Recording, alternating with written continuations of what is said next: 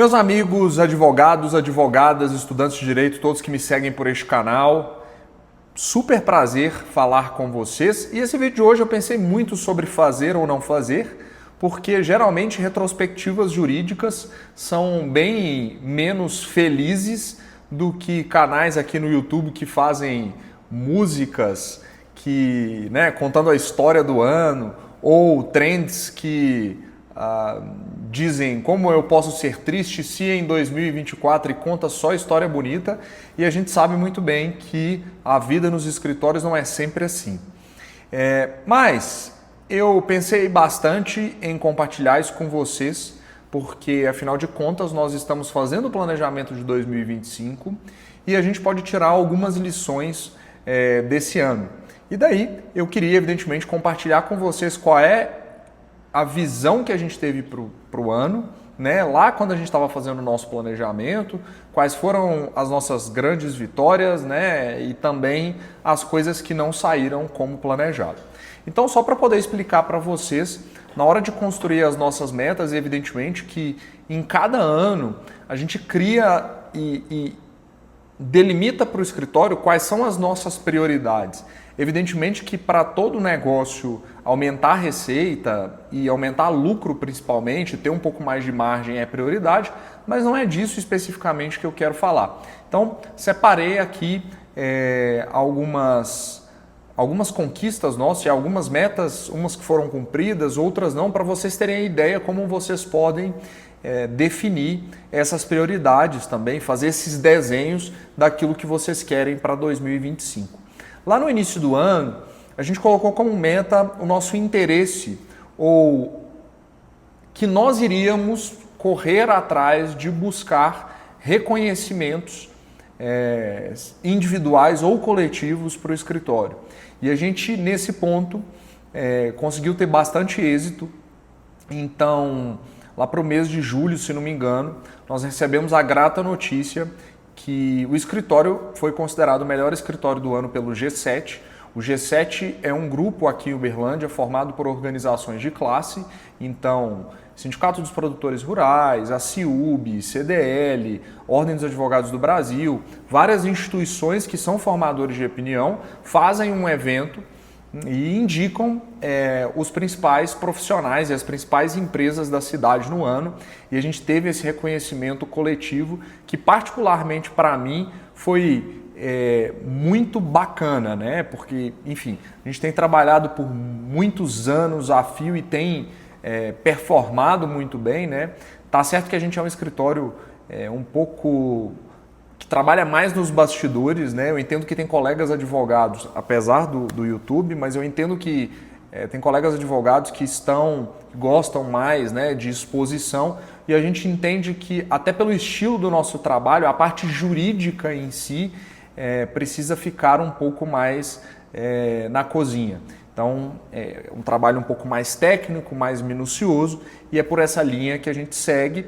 E, claro, a gente produz conteúdo em rede social, enfim, mas a parte do atendimento, da advocacia em si, ela acaba sendo um pouco mais restrita, afinal de contas é nisso que a gente acredita. Então, reconhecimento nós tivemos. Nós tivemos também reconhecimentos individuais e principalmente para a minha sócia Larissa.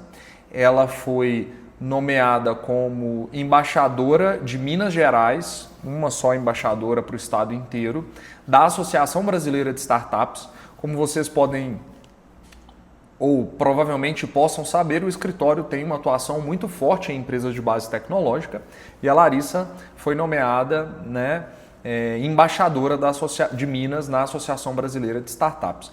E agora, no final também do ano, ela recebeu um reconhecimento na área dela, que é a área de propriedade intelectual, de um órgão internacional, né? Existe uma premiação denominada Best Lawyers, que identifica esses advogados, né, e faz essas premiações individualizadas. Então, foi muito legal, todo mundo fica feliz, né? Eu costumo dizer aqui que no escritório, quando a gente ganha, ganha todo mundo, quando a gente perde, perde todo mundo. E a vitória dela também é a vitória de um time todo, né, que está ali dando a estrutura, enfim, para que a gente possa, enquanto sócios, desempenhar bem as nossas funções. Então, essa é a parte positiva. Uma meta que a gente definiu também no início do ano era uma meta de um processo de depuração de clientes, não pela qualidade do cliente, mais do que depuração de clientes, mas é uma depuração de demandas. Nós tínhamos ainda alguns clientes e algumas demandas que não estavam muito alinhadas com o escritório. Muito fruto de coisas do passado, né? O escritório, enfim, vocês sabem melhor do que ninguém que ao longo do tempo a gente acaba assumindo demandas e assumindo coisas que não estão dentro do direcionamento. E com a maturidade, né, do negócio, a gente começa a perceber que essas coisas nos drenam muita energia e no final do dia nem são tão lucrativas assim, pensando estritamente na perspectiva financeira. Então, um dos nossos objetivos era terminar esses contratos ou esses serviços que fugiam da nossa linha, né, de trabalho e tentar realmente buscar aqueles clientes que fazem sentido para nós e aquelas demandas que estão dentro do escopo e da especialidade que o escritório quer ter, né? Então, isso foi muito legal. A gente conseguiu quase que em 100% resolver essas questões, descontinuamos alguns contratos, né? A gente brinca que a gente demitiu alguns clientes e isso faz parte totalmente daquilo que a gente pensa enquanto negócio, né? Ter um negócio que cresce demanda necessariamente tomar decisões difíceis e pode ser que isso passe sim em algum momento por renunciar a algumas receitas no curto prazo para que a gente possa ter benefícios no longo prazo. É claro que quando a gente fala de metas, a gente cria diversas metas financeiras, né, de margem, de receita, enfim, de redução de despesas ou contenção de despesas, margens de investimentos, mas nós tínhamos duas grandes metas para esse ano que a gente conseguiu cumprir quase que integralmente, que eram, a despeito das questões financeiras, tá, gente? Melhorar os nossos procedimentos internos e com um foco muito específico, que é injetar nesses procedimentos indicadores e principalmente a capacidade de aferição. E aí eu explico para vocês isso no seguinte sentido. Nós temos uma prática no escritório de pegar todos os processos que estão sem andamento há mais de 30, 40 dias e despachar esses processos, principalmente naqueles que são mais estratégicos, para que esses processos possam caminhar com maior celeridade. E isso, dentro do escritório, é indiscutível, né, sob a perspectiva de resultados. Então a gente faz isso há bastante tempo e a gente tem muito resultado. Então a gente estava precisando mostrar mais valor para o cliente, porque apesar de não ter uma movimentação direta, a gente precisava comunicar isso. E mais do que isso, a gente precisava medir isso de melhor forma, né? Por que eu digo? Às vezes por que eu digo isso? Porque às vezes a gente toma diversas iniciativas dentro do escritório, mas a gente toma iniciativas esporádicas. A gente não toma iniciativas baseadas em indicadores. Então, quando a gente melhorou o procedimento, a pergunta que a gente fazia era o seguinte: como que ao melhorar o procedimento, eu serei capaz de medir se de fato essa alteração teve melhora ou se ela efetivamente piorou a qualidade daquele determinado serviço prestado? Então, nós fizemos isso e foi muito legal. Ao longo do ano, nós rodamos algumas pesquisas com os nossos clientes para poder entender se aquela mudança tinha surtido efeito positivo no dia a dia. E, enfim, a gente rodou NPS, né, que é uma metodologia, a gente fez outras perguntas, fizemos algumas reuniões, né, com o cliente ali para poder entender se de fato essas mudanças tiveram efetividade. Então, foi muito legal, essa foi uma meta que foi atingida e para nós foi muito importante. Para mim, pessoalmente, foi ainda mais importante porque nós tínhamos um outro desafio de delegar mais algumas tarefas operacionais que eu tinha, né, e que eu acumulava, para que eu possa cada vez mais ficar à frente da perspectiva estratégica do negócio, e isso tem acontecido. Eu sei que muita gente diz assim, poxa, você tem que sair completamente do operacional e, gente, isso não vai acontecer nunca, tá? Por quê? Primeiro porque eu gosto de estar no operacional e segundo, porque eu não acho que isso é 100% interessante. Eu acho que você pode estar no operacional, mas realizando aquelas tarefas operacionais que são estratégicas, dentro da experiência e da capacidade que você pode entregar. Então, eu sei que algumas pessoas que me seguem aqui já foram meus alunos, eu sou um estudioso de processo civil, né? Por bastante tempo eu lecionei, né? Por mais de 10 anos eu estive na graduação estudando processo civil e principalmente lecionando processo civil. E então tem algumas coisas, né? Sei lá, precisamos fazer um recurso especial, uma sustentação oral. Essas são tarefas operacionais estratégicas e eu vou continuar fazendo, né? Até o fim da vida, né? Porque eu gosto de fazer isso. Enfim, no societário mais ainda, né? Participar de assembleias gerais, fazer estruturações. Eu gosto de fazer isso e sei fazer bem. Então é uma decisão inteligente, né, alocar o meu tempo em algumas dessas atividades. Mas é claro que no meio dessa história toda tem mais um monte de coisa, então a gente conseguiu fazer bem esse processo de delegação e criar processos para a gente conseguir manter sempre a nossa qualidade. Então foi legal demais também. Um outro ponto que a gente tinha definido no início do ano, e aí eu posso falar abertamente sobre isso, né, nós não tínhamos um CRM.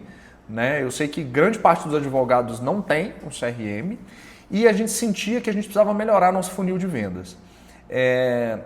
O nosso sistema de gestão do escritório e dos processos é o Astreia, já falei aqui várias vezes. Então nós definimos que faríamos duas coisas. A primeira dessas coisas foi fazer um upgrade no plano do Astreia. Nós tínhamos o plano Smart e passamos para o plano Company, que é um dos... Acho que só tem mais um depois do Company, né? Tem um acima lá, mas... E por que isso aconteceu? Porque o plano Company nos permite criar atividades pré-definidas e também nos ajuda a fazer segregação de prazo processual, nos dá mais indicadores por pessoa, por time, enfim. Então, esse era um investimento que a gente já estava no nosso orçamento que nós faríamos. Eu acho que o custo quase dobra, né? Mas a gente decidiu que faríamos isso. E a gente também, na hora, voltando na questão do CRM, a gente pensou que poderia fazer isso dentro do Astreia, mas não ficaria legal. Então, nós decidimos investir nisso, porque a gente acha que tecnologia é super importante. E nós contratamos o Client. O Client é um CRM específico para advogado e ele tem uma vantagem muito grande para nós, que é se conectar e se integrar com o Astreia. Eu sei que tem outros sistemas no mercado que já tem CRM embutido, né, para advogados, mas a gente já está com o Astreia há muitos anos e a gente gosta do sistema, enfim. Então a gente contratou o Client, tem sido muito legal. O CRM nos dá muitos indicadores de relacionamento. Eu, particularmente, né, acho que a gente precisa amadurecer um pouco mais na utilização do CRM. Eu acredito que a gente precisa melhorar, né, tem que aprofundar mais nas ferramentas que nós temos utilizado dentro do client e, enfim, e eu acho que essa vai ser uma meta nossa para 2025, né? A gente quer trabalhar um pouco mais com landing page, fazer algumas integrações, mas foi muito legal e tem nos dado muitos indicadores. Bom, e aí eu quero trazer também uma parte que não é necessariamente boa, né? No ano passado, nós temos, digamos assim, das grandes áreas, né? Se eu pudesse dividir aqui no escritório, nós temos um consultivo empresarial, então a gente dá assessoria para empresas de base tecnológica, desde o consultivo trivial, né? Contratos, enfim, aquilo lá que vocês já sabem, com muita qualidade, né? Com muita dedicação ali, né? Pensando estrategicamente como que isso pode impactar nos outros serviços que a gente faz, como, por exemplo, o contencioso, que a gente também presta o serviço, contencioso civil, né, empresarial, enfim. Mas tem duas grandes áreas no escritório que elas mexem muito o ponteiro, que é a área do societário dedicada a rodadas de investimento e a realização de M&As. O que nós sentimos, né? A realidade de um escritório de pequeno e médio em uma cidade do interior para esse cenário, ela é bem diferente dos grandes escritórios. Por quê? Porque os grandes escritórios, a maioria das vezes, estão pela ponta compradora. E esse ano foi um ano relativamente aquecido para quem estava comprando, tá? Para a ponta vendedora, nós sentimos que, ao contrário do ano passado e dos outros anos, as negociações de honorários foram um pouco mais complexas, a concorrência e a pressão por preços foi maior e muitas negociações estavam nebulosas. Então, falando do escritório sobre a perspectiva financeira, a gente teve uma redução em termos de faturamento, porque nós fizemos menos operações. A área de Venture Capital foi muito prejudicada, a questão das rodadas, né, e tudo mais, porque, enfim, a Selic do jeito que está, a coisa complica demais. Então a gente sentiu um pouco sim, mas é natural, essas são áreas que são sazonais, né? Então, financeiramente, nessas áreas que mexem o ponteiro e tem um volume maior, nós acabamos não alcançando aquilo que a gente gostaria. Por outro lado, nas operações que nós estivemos envolvidas, as nossas margens foram melhores, apesar da pressão de preço. Por quê? Porque a gente vai melhorando processos, né? A gente implementou mais tecnologia nisso, a gente conseguiu reduzir várias horas, na verdade, principalmente na parte de due diligence. Então, a gente entende que a gente teve um ganho de margem e isso foi bom, né? E também no ano passado nós tivemos na parte do contencioso civil, né, eventos que não são e honorários que não são recorrentes, né? A gente teve 2 processos, se não me engano, que para o nível de faturamento do escritório mexeram muito o ponteiro no ano passado e que esse ano nós não tivemos essa recorrência, né? A gente, enfim, teve outros processos, tivemos honorários de êxito, mas nada que mudasse muito o panorama como aconteceu no ano passado. Enfim, a advocacia é assim, né? Nós temos essas sazonalidades, né? Esses movimentos que não dependem da gente e por isso que eu falo que a gente precisa ter receitas que são conectadas para a gente poder ter um escritório sustentável, né? Enfim, tivemos várias outras conquistas, né? A nossa equipe ficou mais qualificada, nós participamos de muito evento e eu acho que, particularmente, o escritório está vivendo um momento muito legal, porque a gente tem participado de coisas que estão muito alinhadas com aquilo que a gente quer fazer. A nossa equipe está crescendo e as pessoas têm se desenvolvido. Desde quando eu montei o escritório era isso que eu queria, né? Eu tive experiência como estagiário, como advogado associado de outros escritórios e quando eu criei o escritório, esse escritório, Amaral Advogados, no dia 1, né, eu sempre tive em mente que a minha ideia era ter um escritório onde as pessoas pudessem ter um espaço para poder fazer um empreendedorismo interno e se beneficiar disso, né? Eu acho que esse espaço começou a ser criado já há algum tempo, mas de fato o escritório precisa acelerar um pouco mais para que a gente possa gerar mais oportunidades, né?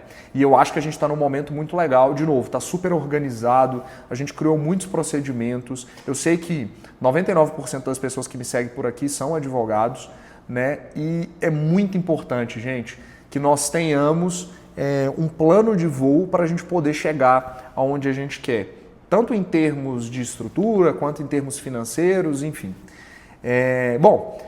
Foram essas as considerações. Essa a retrospectiva de 24 para mim e também para o escritório. Eu espero que vocês tenham gostado e que tenha servido de lição na hora de definir algumas das metas potenciais para 2025. Esse não é o último vídeo do ano. Na semana que vem, como prometido, eu vou fazer um anúncio para vocês bem legal e vou trazer algumas coisas nesse vídeo. Nós temos muito conteúdo para 2025, muito conteúdo específico que vai ajudar demais vocês nos escritórios.